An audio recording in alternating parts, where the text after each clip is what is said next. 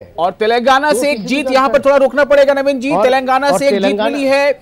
ये टीआरएस के उम्मीदवार को नोमुला नरसिम्हैया नाम है इनका। ये तेलंगाना के नागार्जुन सागर से जीत हासिल की इन्होंने कॉन्स्टिट्यूएंसी से। तेलंगाना के नागार्जुन सागर कॉन्स्टिट्यूएंसी से जीत, और साथ ही जो हारे हैं वो हैं के जना रेड्डी, कांग्रेस के लीडर। टीआरएस ने कांग्रेस को पटखनी दी है नागार्जुन सागर कॉन्स्टिट्यूएंसी में।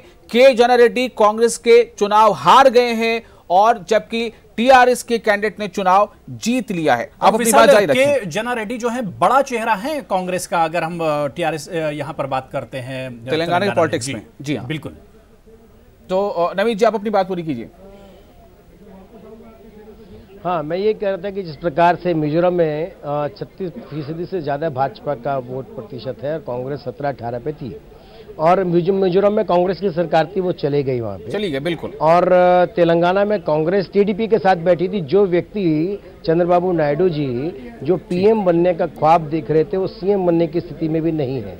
मेरा केवल कहना इतना है कि ज़्यादातर जिसने हाथ पकड़ा वो चला गया। 15 साल हम सरकार में रहे, वहाँ के स्वाभाविक तौर पे छत्तीसगढ़ में हम उसको नहीं समेट पाए अपने में, लेकिन इसका मतलब ये नहीं कि देश की जनता का विश्वास नहीं रहा है।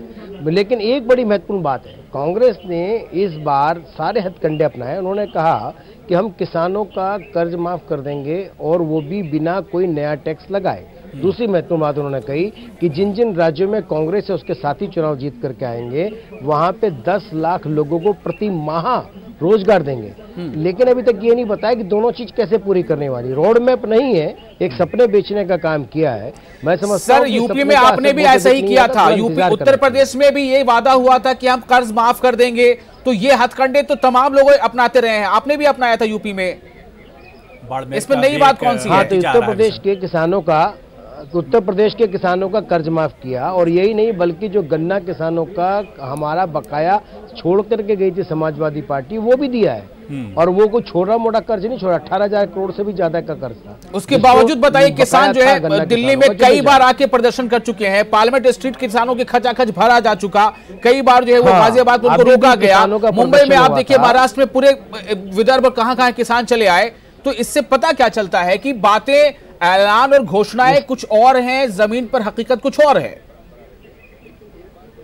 ऐसे किसानों का विदर्भ में आज से नहीं, आज़ादी के समय से वहाँ पे जो प्रदर्शन और आत्महत्या होती है उसके लिए सभी देश के प्रधानमंत्री गए होंगे लगभग। उसका सबसे बड़ा कारण ये है कि वहाँ पर ना सूखा बहुत अधिक पड़ता है, पैदावार के लिए बीज नहीं मिलता है। इन दोनों को सूखा ना पड़े उसकी व्यवस्था इस सरकार ने की है। किसान को कर्ज ना दिया जाए बल्कि उसको अपने पैरों पर खड़ा किया, जिसकी व्यवस्था कर रही है। किसान को कभी कर्ज ना लेना पड़े, भाजपा उसकी व्यवस्था कर रही है। और विदर्भ में ये बात आज के समय में करने का उपयोग नहीं है, लेकिन फिर भी विदर्भ में किसानों की आत्महत्याओं पर जो है कमी आई है। दूसरी बात आपने करी उत्तर प्रदेश की। उत्तर प्रदेश के किसानों को जो लेकर के आई थी कांग्रेस धरना प्रदर्शन करने के लिए, उसने कहा कि 10 साल से पुराने ट्रैक्टर को सरकार आप ये कैसे कह सकते हैं कि कांग्रेस लेकर आई थी? कोर्ट ने आदेश दिया। कांग्रेस लेकर आई थी, ये कैसे कह सकते हैं आप? मैं इसलिए कहा, मैं यही बताना चाहता हूं कांग्रेस कैसे लाई थी। 2 चीजें बताता हूं, सुनिए।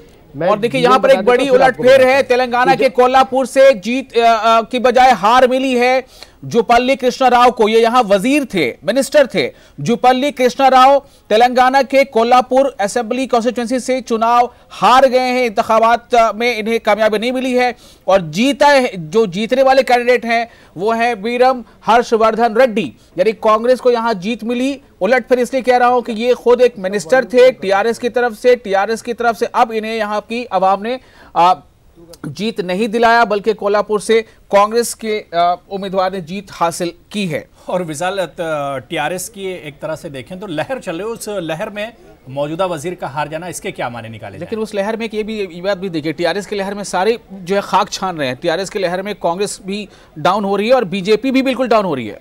बीजेपी ने 119 पे से लगभग तमाम सीटें यहां पर लड़ी थी, लेकिन आप देखिए यहां पर सूरत हाल क्या है।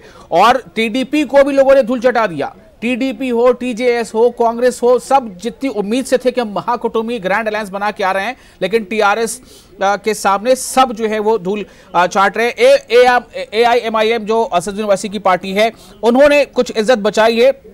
3 सीटें उन्हें अब तक जीत में मिल चुकी हैं, 2 पर लीड है। इन दोनों को मिला देते 3 और 2 5, लेकिन पिछली बार का आंकड़ा 8 का था। हाँ, 2014 के मुकाबले में एमआईएम का भी बड़ा नुकसान हो रहा है, अगर अभी तक टैली पे आप देख पा रहे हैं तो बिल्कुल वो नजर आ रहा है। 7 सीटें 2014 में एमआईएम ने जीती थी और अभी सिर्फ 5 का ही उसके पास 2 पर बढ़त बनाए हुए और 3 जीती है। बिल्कुल, तो नुकसान मजलिस इत्तेहादुल मुस्लिमीन का भी हो रहा है, बीजेपी का बहुत बड़ा नुकसान तेलंगाना में हो रहा है और सिर्फ अगर फायदा टीआरएस का दिख रहा है। लेकिन वैसे में एक मिनिस्टर का हारना, जो मौजूदा मिनिस्टर थे, ये लग रहा है कि भाई अवाम ने इस बार कुछ अलग ही सोचा है, इसमें कोई दो राय नहीं अबू हुरैरा। और जैसा अभी कुछ देर पहले अमिताभ अग्निहोत्री कह रहे थे कि टीआरएस का बहुत बड़ा एक जद्दोजहद का अपना रोल रहा है अलग तेलंगाना स्टेट के लिए। शायद यहाँ के अवाम ने उन्हें इस बात को याद रखा, टीआरएस के इस बात को, केसीआर के और उनके लोगों के इस संघर्ष को। लेकिन साथ ही साथ ये भी है कि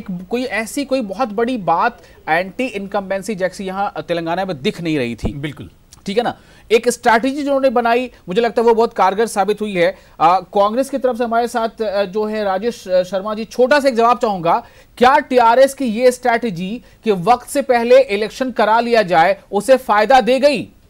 राजेश शर्मा जी, तेलंगाना में नहीं, ये समय के पहले उनको ये ध्यान में था, तेलंगाना में उन्होंने लोकल सेंटीमेंट को एनकैश किया है, जो लोकल सेंटीमेंट थे, और वहाँ पे रीजनल पार्टीज, जब से ये डिवीजन की बात थी आंध्र प्रदेश और तेलंगाना, उसके अंदर लोगों को कांग्रेस के प्रति थोड़ी नाराजगी भी थी। हालांकि कांग्रेस ने, सोनिया जी ने बताया कि कांग्रेस ने ही क्रिएट किया, लेकिन उसके बावजूद जो लोकल सेंटीमेंट था वो काफी हावी था और टीआरएस का एक्सपेक्टेड लग रहा था कि टीआरएस वहां पे स्वीप करेगी, इसीलिए आपने गठबंधन कर लिया था। नहीं, गठबंधन तो मतलब वो समय की मांग थी टीडीपी के साथ, वो तो सब मांग थी, लेकिन तेलंगाना लोकल सेंटीमेंट्स के ऊपर तेलंगाना हावी था। ये तो ध्यान में आ रहा था कि वहाँ की जो डिवीजन के लिए आंध्र प्रदेश और तेलंगाना का जो विभाजन का मुद्दा जो टीआरएस ने उठाया था पहले दिन से, उसका फायदा वहाँ के लोगों में अभी भी आस्था है, तो उसका वी आर एक्सपेक्टिंग, वो तो अंदाजा था हमें, क्या हर पॉलिटिकल लोगों को उस बात की अंदाजा थी। यस, बिल्कुल लगातार इंतजार कर रहे हैं क्योंकि छत्तीसगढ़ के अभी नतीजे आना बाकी हैं, अभी नतीजे आना शुरू नहीं हुए हैं और मध्य प्रदेश में भी नतीजे आना बाकी। लगातार हमारी नजर बनी रहेगी। न्यूज़ 18 सबसे पहले आप तक रुझान तो पहुंचा चुका है, अब नतीजे भी सबसे पहले पहुंचाएगा। छोटा सा ब्रेक।